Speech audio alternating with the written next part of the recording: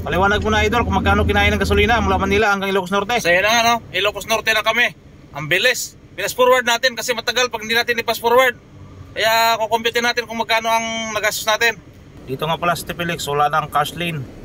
Lahat naka-card na yan, kaya dapat magpakabit na kayo ng AC trip dito. Pag dumaan kayo na to, kailangan may AC trip kayo.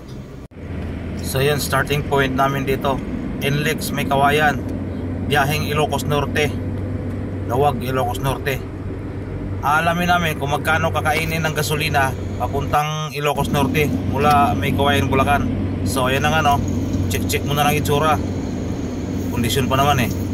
Pero yung driver, kondisyon pa. Siya muna mag-drive kasi ako mamaya pa ako. Pang araw yung isa kong driver eh, ako pang gabi. So yun, dito na kami sa Pampanga, NLEX Pampanga na. Kaalaman to mamaya pagdating ng Ilocos. Hindi mamaya, bukas pala. So yun, yun na nga, inabutan kami ng ulan, lakas ng ulan. Pabugso-bugso yung ulan sa Valenzuela kanina, wala eh. Bulacan wala, dito Pampanga mayroong ulan. Tapos dito nawala na naman ulit. Papasok na kami ng EasyTex nito eh, nawala na naman yung ulan. Bugoy talaga tong ulan na to eh. Maldito ba? So yun, EasyTex na kami. Papasok na kami ng EasyTex.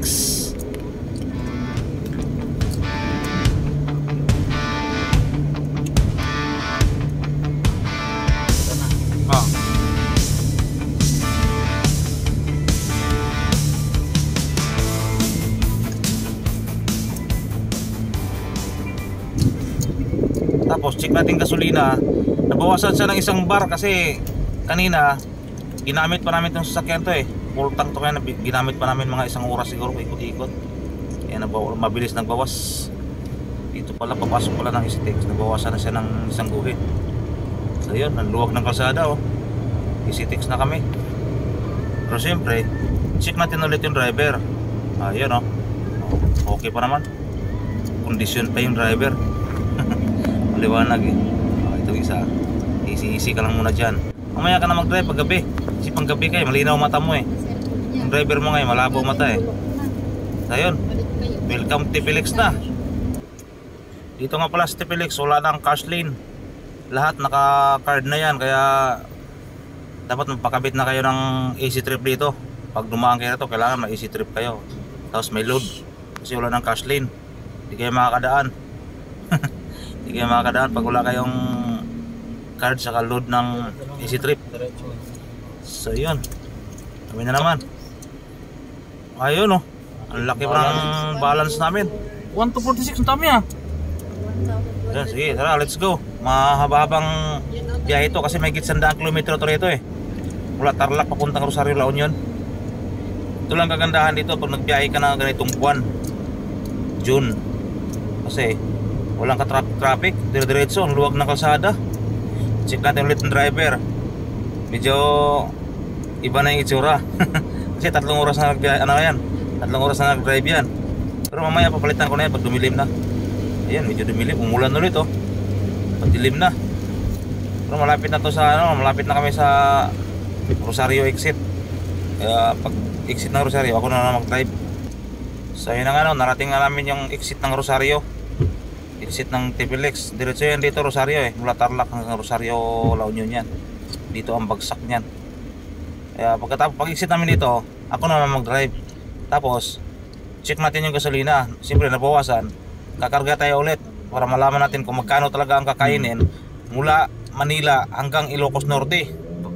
Kaya panoorin nyo yung video hanggang dulo para malaman natin kung magkano talaga kakainin ng gasolina. Kasi ngayon ang gasolina 57. 311 na pala ang bayad dito.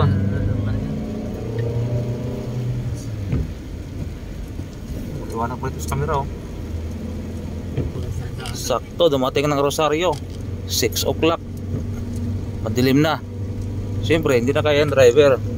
Ano kaya ba ba? Hindi na, hanggang sa gasolina. Okay, sige. Tatayin to. Ano? Leaving na tayo. Flex. Yan yung uno. Kasi madilim na.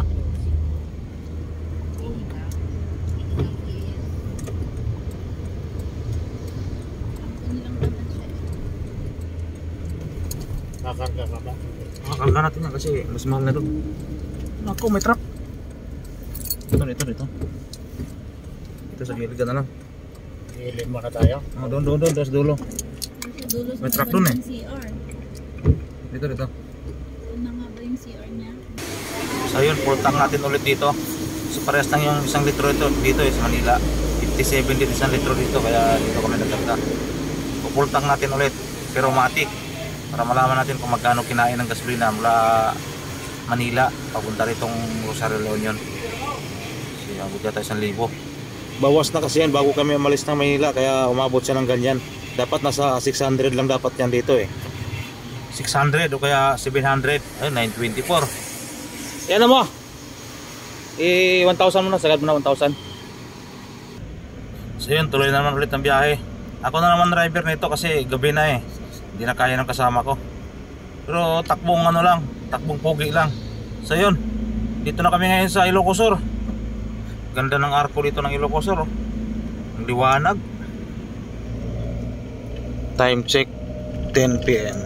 So yun, takbo ulit tayo. Pero mabilisan lang to, siyempre cut na lang natin kasi masyadong mahaba ang video kung hindi natin i-cut. Kaya ayun na nga, oh. Andito na kami agad sa Ilocos Norte. Ilocos Norte na, liwanag dito ah. Liwanag ah, Ilocos Norte. Guys, time check 12:10 ng madaling araw. Paliwanag mo na, idol, kung magkano kinain ng gasolina mula Manila hanggang Ilocos Norte. So yun na nga, no? Ilocos Norte na kami. Ang bilis. Pinas forward natin kasi matagal pag hindi natin i-pass forward. Kaya kukumpute natin kung magkano ang nagastos natin. Bale 2,200 ang nagastos namin gasolina sa 500 kilometers na takbo mula Manila hanggang Ilocos Norte. So yun, parehas lang pala sa loaded o hindi loaded ang kain ng gasolina. Kaya very good pa rin. Ayan o, Toyota Avanza E, manual transmission.